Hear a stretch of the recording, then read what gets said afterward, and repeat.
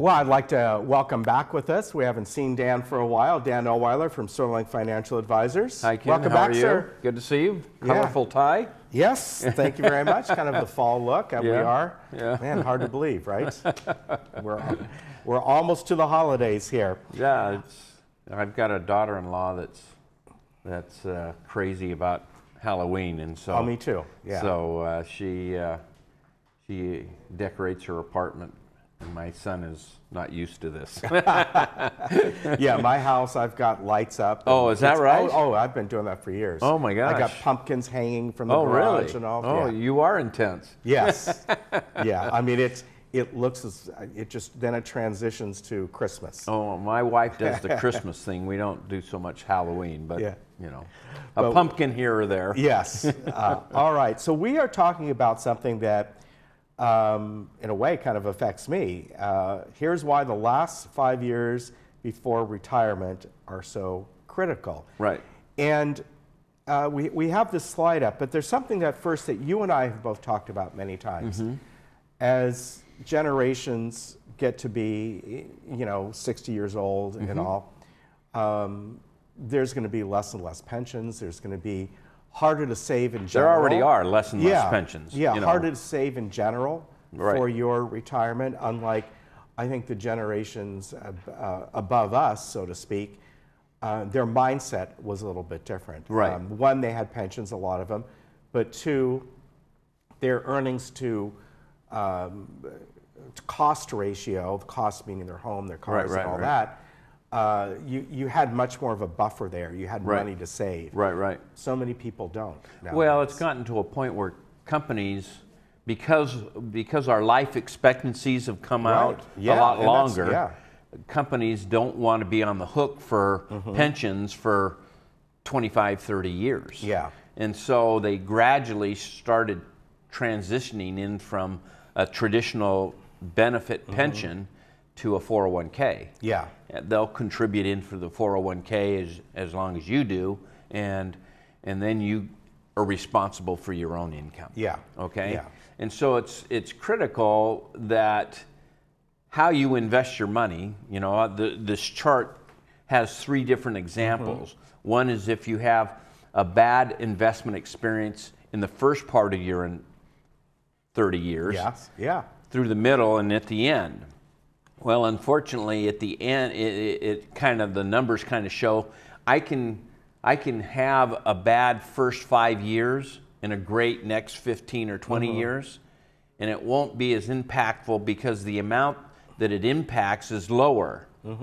As we've saved over the years and we start accumulating, when we have a major correction in the market, it's a much bigger number that we end up losing. Right. And so that's why it's so critical to start in the 5 years prior to start protecting what you've got versus, continuing to try to build that. Right. And of course, when you get into more of the protection phase, you probably aren't going to have as big as gains is. Oh, you give up some of the upside to protect you against the downside. Right, but you get the sanity back. What I call sleep well at night. Yeah. Yes. Right. The SWAN approach, I call it sleep well at night, and it's there's the hardest thing that I have to get to people to do is going from that accumulation phase to the protection phase, because they've experienced these 15-20% years that their portfolios have done very well, and it's been going on 11 years now that we've had a bull market since 2008, or a correction.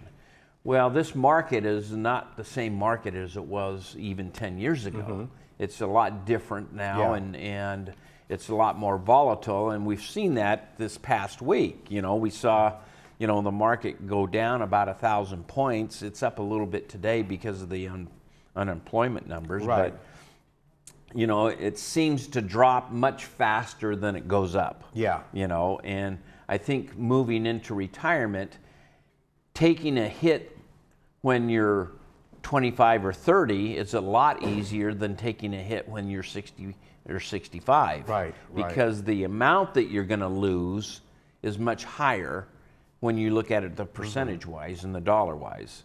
Well, again, something that we've talked about, and I don't know the exact numbers, but when the Dow was at a little less than 2,000, which was the 90s, mid-late 90s, it took many years to get to that point. Oh, yeah. And back then, up until, I would say prior to maybe even the 80s or all, when people invested and all, yes, you had great CDs and all that, but it was, once we got into the 80s. The 15% CDs are no longer around. Yeah, and then we saw those big gains with primarily tech companies in the late 80s and 90s. Yeah. People all started. The dot-com bubble. Yeah, well, how come I'm not getting 15-20% a year? Right. We're decades before, if somebody just got a nice even amount what they used to call blue chips. Yeah, you really have to look at the percentage of gains in the market. So if the market is at 2,000 and it went up 200 points, that would be a 10% gain for the year. Yeah. Now a 200 point doesn't even, that's a 1% gain. Right. You know, and so it doesn't even impact that. No. And so back in 2008, the market was at 14,000.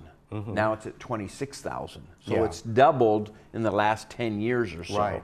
But, you know, people have gotten used to that. Short-term memories. I've kind of been in this business 35 years, and it's, you know, I found that people's lives are much more impacted when they lose 30% than if they make 30%. Yeah. And so that impacts their lives much more. And so the struggle is getting people to not hit the greed button. You know, and that's what you need to be aware of is sometimes people get greedy and they forget that the market can go down just as quickly as it can go up. Right. And so your life, I think, will be much more affected if you lose 30% of your portfolio than if you make 30%. Yeah. And as you said, if the market, even if it goes up or down to 200, you know, yes, it did. It goes up 200 points today. Yeah. You know, right. It's like people don't even pay attention. In the 80s, you know, it would go up 20 points. Yeah. You know, and now it's going up 200, 300, 400 points. It drops 1,000 points in 2 days. You know, it's much more volatile than it was in the 80s and 90s. You know, and like you said, the tech bubble is kind of what's triggered that. You know, you saw wide swings in the market and things like that as it was coming in. And then in 2001 to 2003, reality hit because a lot of these companies that had never made a penny had been valued at billions of dollars, you know, and there was very few of them that actually survived. You know, you got the Yahoos and the Googles and the, you know, Amazons and things like that, you know, that have come out of that, but, you know. Yeah, very few. I think a lot of people forget. Microsoft was one, you know. How many tech companies there were back then.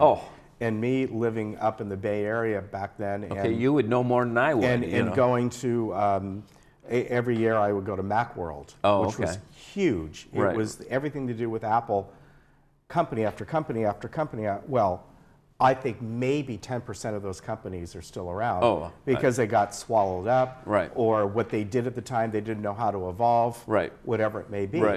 Well, and the market came through and says, hey, there's no value here. You know, and so they closed their doors.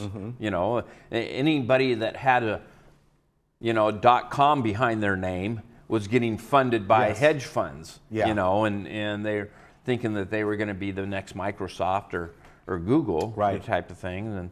And then the amount of money that was lost in that bubble, it was in the trillions of dollars, you know. And so getting back to your retirement, you can see that I'm much more better off taking a hit in the first part of my 30 years than I am in the last part, and it shows you almost double that you have more by protecting what you have the last 5 years or taking a hit the first 5 years. You know, and so it's the thing that you really need to sit down and as I sit down with clients, the hardest thing that I have to do is to get them to back off their expectations so they can protect that money a little bit more. Right, and as you said, you lose 30%. You got to make that back and double to get back on where you. I mean, if you have somebody that has $3 million and you lose $1 million, you're still going to be okay. Yeah. But if you have 500,000 and you lose 150, yeah, it impacts you much more. Okay. Right. Yeah. So if you have sufficient means, you can still take a risk with part of that. But if we set up a foundation for you, making sure you've got income coming in and things like that, yeah, it's going to provide much more peace of mind for you going forward. Yeah, certainly. Well, Dan, great to have you back. Well, good to be here. And if people want more information, want to maybe set up a time to come in and talk with Dan, you certainly do that. You do like a free consultation. People can come in. We do. And all they need to do, and I have some advertising spots on some channels that they can get the phone number from there. Yeah, but it's sterlingfa.com. Right. And 949-859-5900.